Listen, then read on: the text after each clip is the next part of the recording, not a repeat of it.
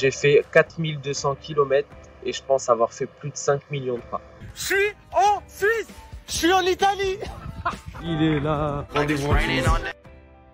Et je suis en Algérie. L'Algérie vous souhaite la bienvenue. J'ai marché pendant 157 jours pour rejoindre Alger à pied. Le but principal de cette marche, c'était récolter des fonds pour une association et construire des châteaux d'eau en hommage pour mon père, paix à son âme. Dans un second plan aussi, c'était de faire une surprise à mon grand-père.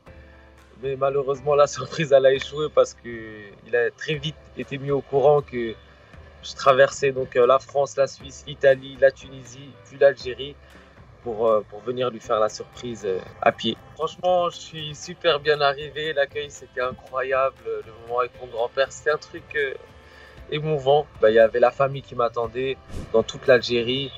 Des gens qui m'attendaient un peu dans chaque ville pour me féliciter déjà pour ce que je faisais parce que ça a touché pas mal de personnes. Et l'arrivée chez le grand-père, c'était un moment vraiment émouvant. Je crois que j'ai jamais ressenti ça dans ma vie. C'est la première fois que je ressens un moment comme ça. J'ai l'impression d'être sur une autre planète.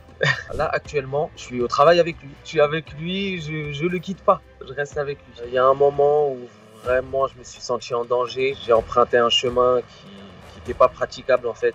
Il y avait des éboulements.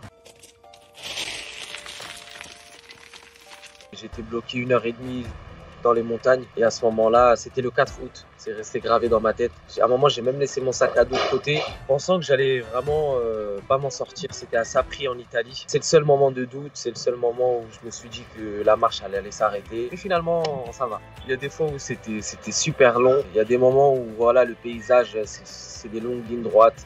C'est difficile, mais c'est des moments aussi où j'ai poussé l'introspection au maximum. Je pense que je me suis jamais autant découvert que pendant ces 5 mois.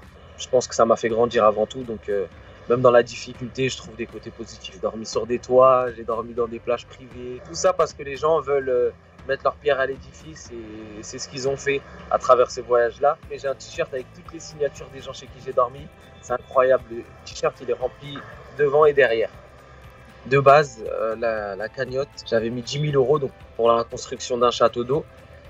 Et je pensais vraiment arriver à Alger, devoir retourner à Paris pour travailler et compléter cette cagnotte. Et finalement, là, actuellement, la cagnotte, elle est à 60 000 €.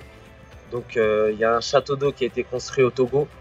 Il y a un château d'eau actuellement en construction au Niger. On a fait une distribution alimentaire pendant ma marche en Tunisie vers Testour. Le 15 octobre, il y a une distribution alimentaire qui va se passer en Algérie et il y a d'autres projets en cours, tout ça grâce à la générosité des gens qui ont suivi mon aventure sur les réseaux sociaux, donc Instagram et TikTok.